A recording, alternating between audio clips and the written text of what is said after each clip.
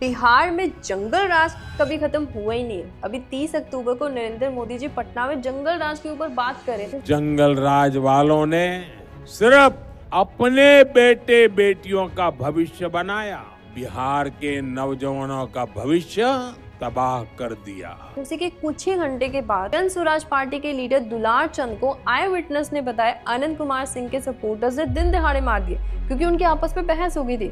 अभी कोर्ट में केस चल रहा है। ऐसे एक और पॉलिटिशियन राजभल्लभ यादव जिन पर एक माइनर का केस था।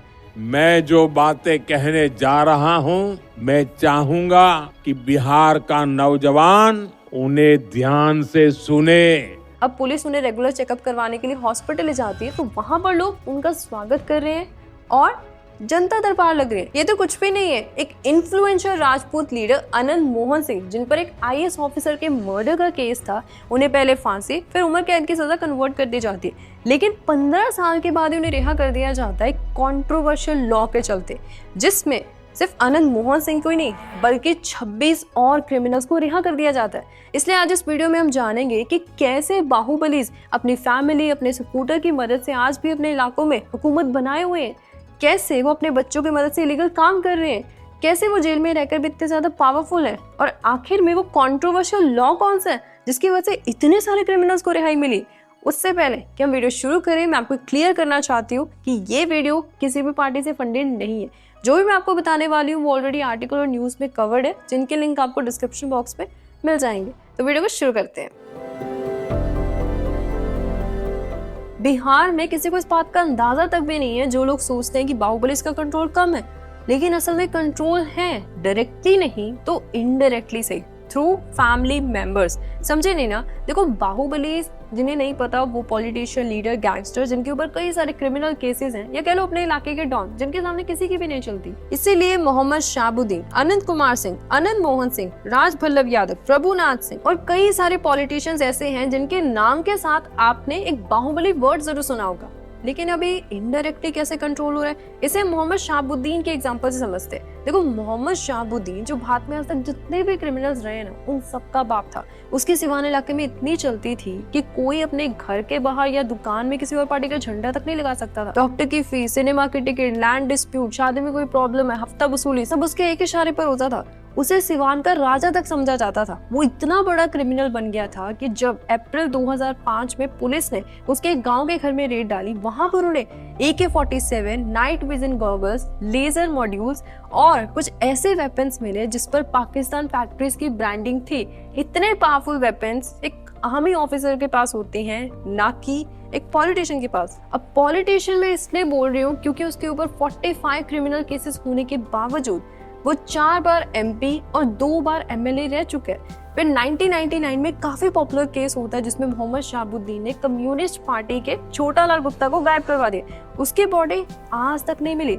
फिर पटना हाईकोर्ट ने क्या किया, उसे 2009 के इलेक्शन से बाहर कर दिया। तब मोहम्मद शहाबुद्दीन की पत्नी हिना साहिब को 2009, 2014 और 2019 के इलेक्शंस में आरजेडी पार्टी ने टिकट दी सिवान कॉन्स्टिट्यूएंसी से। जंगल राज वालों ने सिर्फ अपने बेटे बेटियों का भविष्य बनाया, बिहार के नौजवानों का भविष्य तबाह कर दिया। वो बात अलग है कि उनको तीनों बार हार मिली, इसलिए फिर 2024 के इलेक्शन में हिना साहब ने आरजेडी पार्टी को छोड़ as a independent candidate participate किया। रिजल्ट, उन्हें आरजेडी पार्टी से ज्यादा वोट मिले। इसलिए जो इस साल बिहार में इलेक्शन हुए थे उसमें आरजेडी पार्टी ने मोहम्मद शहाबुद्दीन के बेटे उसामा को, जो रघुनाथपुर है, जो सिवान कॉन्स्टिट्यूएंसी में आता है, वहाँ की टिकट दी एंड ही वॉन। सिवान को मिला नया सुल्तान, शाहरुख खान की तरह दिखाया रोला।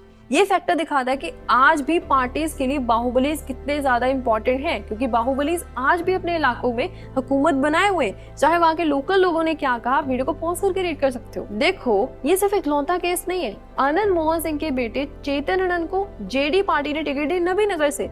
ऐसे ही विजय कुमार, जिसे मुन्ना शुक्ला कहते हैं, ये नॉर्थ बिहार के मुजफ्फरपुर और वैशाली डिस्ट्रिक्ट में काफी ज्यादा पॉपुलर है। वहाँ पर उसकी बेटी शिवानी शुक्ला को आरजेडी पार्टी ने टिकट दी। ऐसे मेरे पास एक पूरी लिस्ट है जिसे आप वीडियो को पॉज करके रीड कर सकते हो, जिससे ये पता चलता है कि आज भी बाहुबलीज के फैमिली मेंबर्स का नेटवर्क पार्टीज यूज कर रही हैं। अब आते हैं दूसरे सवाल पर कि कैसे बाहुबलीज जेल में रहकर भी अपनी डोमिनेंसी बनाए हुए हैं। आपको यकीन नहीं होने वाला कि कुछ बाहुबलीज जेल से बाहर आने पर्सनल रीजन देकर उन्होंने पैरोल भी मिल रही है, लेकिन असल में उनका जेल से बाहर आना अपनी पार्टी के लिए शानदार कैंपेनिंग करना होता है। पुलिस को कोई फर्क ही नहीं पड़ता। ये एक्चुअल में हुआ है। अनंत कुमार सिंह, जिसे छोटा सरकार कहती है, उसे 2024 के इलेक्शन में 15 दिन की पैरोल मिलती है, जिसका मेन मकसद था एंसेस्ट्रल लैंड डिस्प्यूट। लेकिन असल में उसे जेल से बाहर अपनी पार्टी के लिए कैंपेनिंग करता हुआ पाया जाता है, जिस कन्वे में 100 एसयूवी शामिल थी।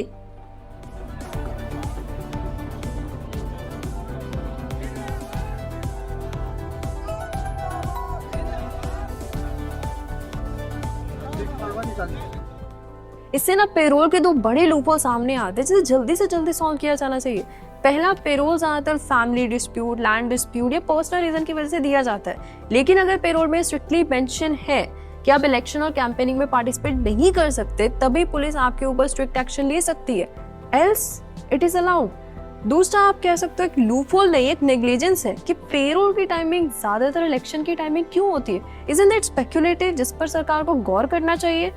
अभी 2025 के इलेक्शंस की बात ले लो। अनंत कुमार सिंह के सपोर्टर्स ने दुलार चंद, जो कि जन प्रसाद पार्टी का लीडर है, उसकी थार को रोका।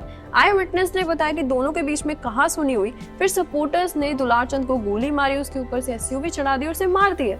तब दुलार चंद के फैमिली मेंबर्स ने अनंत कुमार सिंह के खिलाफ केस किया और उसे जेल हो गई। जेल के बाहर अनंत कुमार सिंह की पत्नी नीलम देवी अपने पति के लिए मोकामा से कैंपेनिंग करी थी, जिसमें यूनियन मिनिस्टर राजीव राजन और कई हाई प्रोफाइल लीडर शामिल थे। उनके जेल जाने को एक इमोशन, विक्टिम और कास्ट पोलराइजेशन बना दिया गया, जो कि उनके कैंपेनिंग में भी साफ झलकता है। जेल का फटका टूटेगा, हमारा शेर छूटेगा।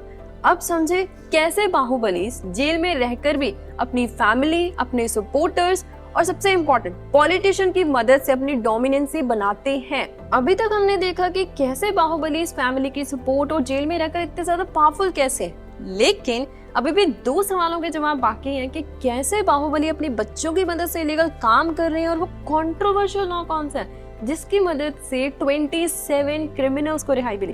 पहले सवाल से शुरू करते हैं, जिसपे ना बाहुबली और बच्चे दोनों इन्वॉल्व है। वो ज्यादातर केसेस ना मुझे सैंड माइनिंग माफिया के मिले। अब ईडी ने जो भी इन केसेस से लिंक के घरों में रेड डाली, तो उससे पता चला कि इसकी वजह से बिहार को हर साल 161 करोड़ का नुकसान होता है। राधा चरण सिंह, जो कि जेडी पार्टी के एमएलसी, और उनका बेटा कन्हैया प्रसाद सैंड माइनिंग माफिया के मास्टरमाइंड बताए गए, जो क्या करते ब्रॉडसन प्राइवेट लिमिटेड कंपनी के थ्रू एक हवाला नेटवर्क चला रहे थे मनाली और गाजियाबाद में। सबसे पहले वो क्या करते, सैंड को इलीगल तरीके से बेचते, जो ब्लैक मनी आती उसे अपनी ब्रॉडसन प्राइवेट लिमिटेड कंपनी के थ्रू मनाली में रिजॉर्ट बनाने के लिए डाइवर्ट करते, जिस रिजॉर्ट का शेयर होल्डर कन्हैया प्रसाद था।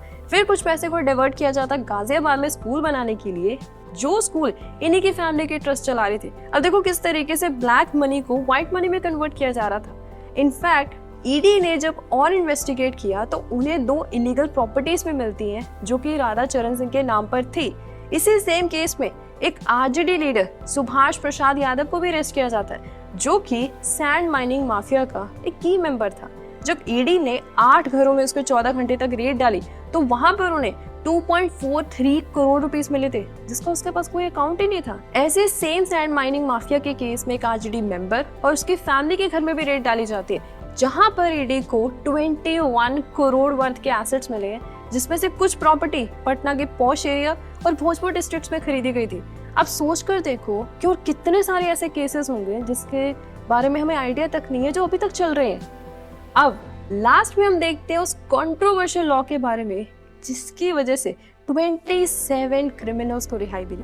देखो, बिहार की सरकार ने बिहार प्रिजन मैनुअल 2012 के 481 के सेक्शन में काफी बड़ा चेंज किया, जिसमें पहले क्या होता था कि अगर कोई person on duty government officer, चाहे डीएसपी, एसपी, आईएएस ऑफिसर, उसका मर्डर कर देता था, तो चाहे उसने जेल में 14 से 20 साल क्यों न बिताए, उसे अर्ली रिलीज नहीं मिलता था। लेकिन अब इस लाइन को हटा दिया गया, अगर कोई पर्सन किसी गवर्नमेंट ऑफिसर का मर्डर कर देता है तो उसे अर्ली रिलीज मिल सकता है। तो अब सोचो यहाँ पर कितना बड़ा लूपहोल सामने है कि अगर किसी पर्सन की पहुंच ज्यादा अच्छी है तो वो जल्दी रिलीज ले लेगा। इसी रीजन की वजह से सेंट्रल आईएएस एसोसिएशन ने इस रूल का विरोध किया। कुछ लोगों का मानना है कि एक पॉलिटिकल एजेंडा है, क्योंकि जैसे ये नया लॉ लाया गया उसी के कुछ हफ्तों के अंदर कितने सारे क्रिमिनल्स को रिलीज कर दिया गया। आपके थॉट्स है इस पे मुझे कमेंट में जरूर बताना। अब लास्ट में ना एज अ कंक्लूजन एक बात कहना चाहती हूँ कि चाहे पास्ट का बिहार है चाहे आज का बिहार है, बाहुबली पता है इतने पावरफुल क्यों है? क्योंकि वो एक स्पेसिफिक कम्युनिटी को बिलोंग करते हैं और आज भी बिहार में वोट कास्ट को लेकर ही डाली जाती है। किसी को फर्क ही नहीं पड़ता कि जो एमएलए उन्होंने चुना उसके ऊपर कितने सारे क्रिमिनल केसेस हैं। मैंने इसे गूगल पर सर्च किया तो मुझे पता चला कि 243 एमएलए में से 102 एमएलए पर सीरियस क्रिमिनल केसेस हैं। अगर आप इन डेप्थ में रीड करना चाहते हो और इंटरेस्टेड हो तो मैंने लिंक डिस्क्रिप्शन बॉक्स पे शेयर कर दिया, आप जरूर रीड करना। तो आज इस वीडियो में इतना ही। Till then thank you, bye bye.